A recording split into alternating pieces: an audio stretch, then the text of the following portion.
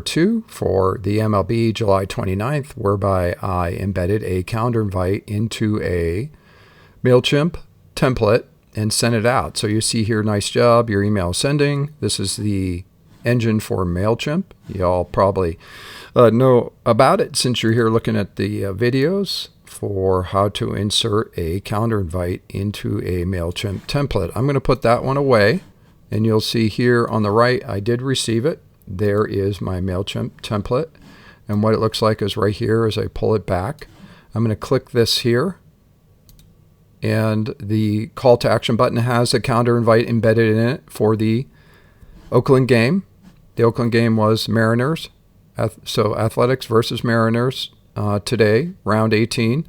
That starts at 8 o'clock tonight here, Mountain Standard Time, 7:29. You see that? And the landing page says the calendar invite is on its way. Now, what is cool about our tech stack is that all future events are in a stream in this landing page that customers are sent to after clicking the button. And if they want to come to your other events, all they do is click one button here. I'm going to click two more. I'm going to come to these other games here on 7/29. But here's what's important for the demo. In particular, you'll see that it was sent to greg@techvader.com. We basically preload in that email address into the button itself in the template, the MailChimp template. And as I go back here to the demo, you see that the original one is right here.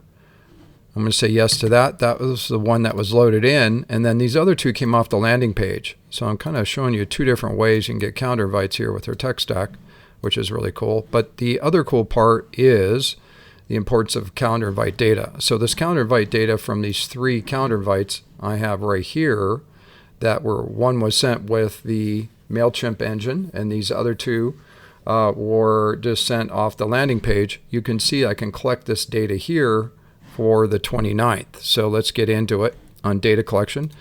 I click here for the 29th. This is all the data I've collected here for this particular organizer under the Calendar Snack engine talking to the AWS Calendar Invite server.